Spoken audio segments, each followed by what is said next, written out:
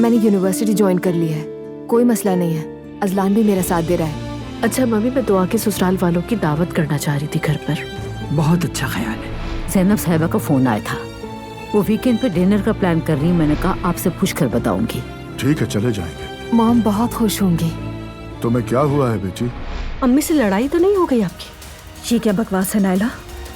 नुमाइश में हिस्सा लेना है उसे। तो करने दो उसे, दिल खुश हो जाएगा हमारी बेटी का। उसने कहा है उसका कोई जानने वाला है, वो सैंपल्स उसको भेजेगी। कौन है वो जानने वाला? अजलान साहब ने बहू के बाप के साथ पार्टनरशिप में होटल खरीद लिया।